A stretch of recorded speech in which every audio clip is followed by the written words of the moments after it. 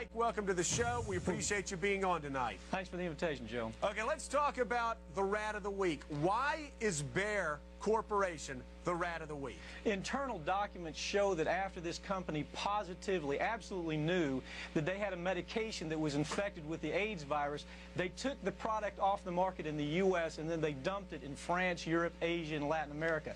The medicine's called Factor VIII. It was an injection medicine that was used for hemophiliacs, mostly children. Children had been born with an incurable disease. Hold on, Mike. So, hold on. So you're telling me that BAYER knew that this drug was infected with the AIDS virus. They yanked it from the market in America, and then they dumped it in markets overseas? They had to figure out a way, Joe, to make a profit on a product that they could not sell in America. So they made a huge profit. They dropped the product in Japan, Spain, and France. By the way, Joe, government officials in France that allowed that to happen actually had to go to prison for it. In America, not one corporate executive for this company has been indicted or even criminally investigated by our Justice Department. Why not? You're telling me that these people that dumped this AIDS-tainted blood in foreign countries who killed children have not been taken to task in the United States? It's worse than that. The U.S. government allowed it to happen. The FDA allowed this to happen.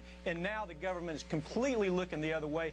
Thousands of innocent hemophiliacs have died from the AIDS virus. And not only they're dying, their family members are dying because they're becoming infected with the disease. This company knew absolutely that they had a problem with the product. They knew that it was infected with AIDS. They dumped it because they wanted to turn this disaster into a profit.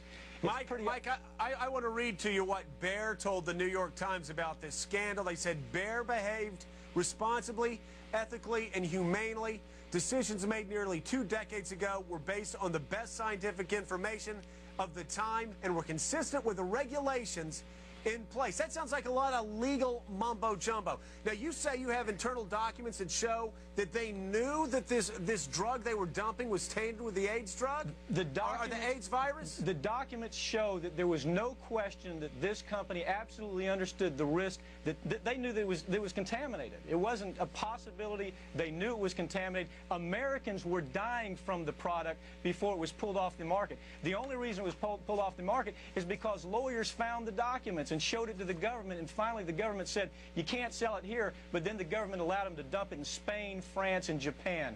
That's amazing. That's just amazing. Well, I want to read to you what the New York Times said, and this is an investigation that they also did, and they said the federal government was part of the problem while the Food and Drug Administration told the company not to ship the drugs overseas. The man responsible for the drug supply, quote, asked that the issue be quietly solved without alerting the Congress, the medical community, and the public. This is a cover-up, and our Congress is not doing anything. What should Americans do?